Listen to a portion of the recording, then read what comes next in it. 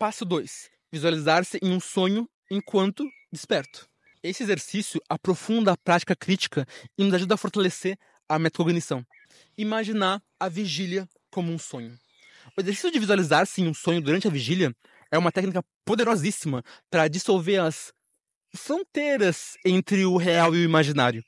A ideia aqui é simples. Começar a imaginar que tudo à tua volta, desde objetos e pessoas até o teu próprio corpo, é uma criação mental, como se você estivesse sonhando de fato, agora mesmo. Ao fazer isso, tu ativa uma percepção mais crítica e questionadora do mundo. Muitas vezes a gente vive no piloto automático, reagindo sem consciência às situações cotidianas. Esse exercício nos tira desse lugar inerte e nos lembra que, assim como nos sonhos, a vida desperta também pode ser vivida com mais abertura, surpresa e criatividade. E se nada ao teu redor fosse definitivo?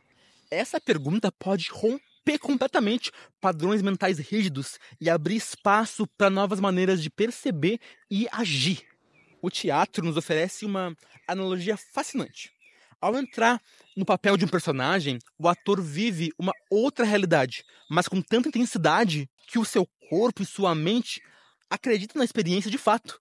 O cérebro, ele é plástico e não faz muita distinção entre atuação e realidade, entre aspas. É por isso que atores podem chorar ou rir genuinamente enquanto interpretam uma cena. Eles se entregam à ilusão sem perder a consciência de que estão encenando de fato.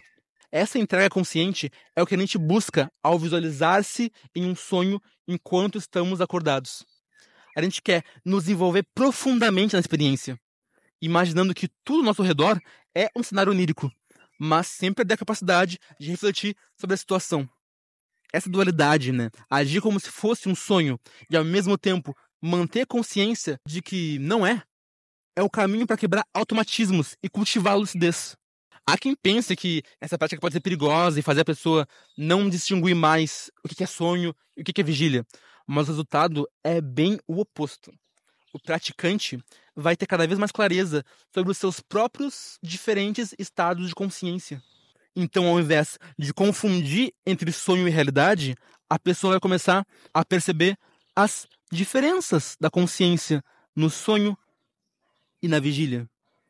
Tem os estudos do Dressler, eu acho, que mostram que a visualização ativa, essa imaginação, reforça as redes neurais ligadas à consciência reflexiva, especialmente no córtex pré-frontal, nosso amiguinho de longa data.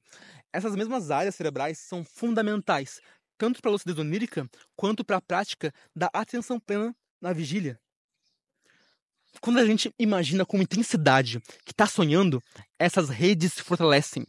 E com o tempo, essa prática se torna um reflexo natural a qualquer momento. Tanto no sonho, quanto na vigília. A mente pode disparar uma reflexão crítica e perguntar: será que isso é um sonho? Visualizar-se em um sonho não é apenas um jogo mental. É uma ferramenta prática para quebrar padrões automáticos. Quando a gente adota a perspectiva de que tudo é uma espécie de construção mental subjetiva, até coisas rotineiras se tornam novas e maleáveis. Um exemplo simples. Se tu diz para si mesmo, eu não gosto de falar em público, essa crença pode funcionar como uma barreira automática. Mas se tu se imaginar sonhando e encenando essa situação, de repente a regra se dissolve.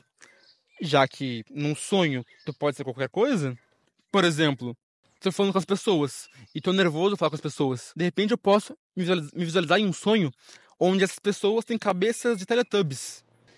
E se eu tenho uma força imaginativa alta, eu consigo olhar para isso e realmente sentir isso, experienciar isso.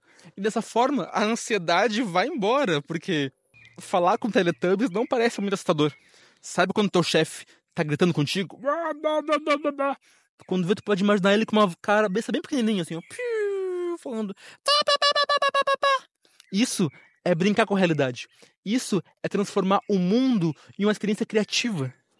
Esse tipo de exercício pode também revelar o quanto a gente leva muito a sério certas regras invisíveis que governam, nosso comportamento. Ao imaginar que tudo é um sonho, a gente pode experimentar agir de maneiras inesperadas e muito criativas. A consciência crítica surge no momento em que a gente percebe que tem mais liberdade do que imaginava antes. A vigília não é um sonho, mas ela se comporta como um sonho. Tá, falei, mas como fazer isso de fato?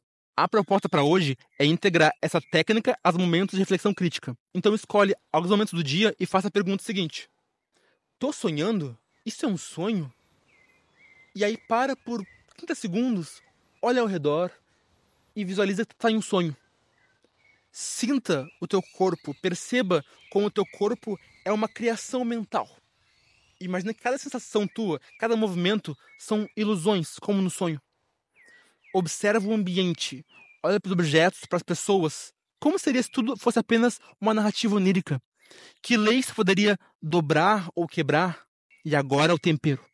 Haja diferente. Se tu tivesse um sonho, o que tu faria de maneira diferente? Testa pequenos comportamentos novos. Isso aqui é a chave para sair do automatismo e agir sempre como córtex pré-frontal bem ativo, né? Planejando, percebendo, presente em cada ação. Então aquele eu automático sai de cena e a gente vive como em um sonho lúcido, escolhendo cada ação. Então, voltando, durante o dia, a gente vai fazer entre 5 ou 10 vezes, ou até 20, se você for muito, muito, muito querendo, a pergunta crítica. Isso aqui é um sonho? Eu tô sonhando? Então tu olha ao redor como se fosse um sonho mesmo. Se imagina como um corpo de sonho, olha os pássaros, as plantas, as pessoas como se fossem personagens de sonho.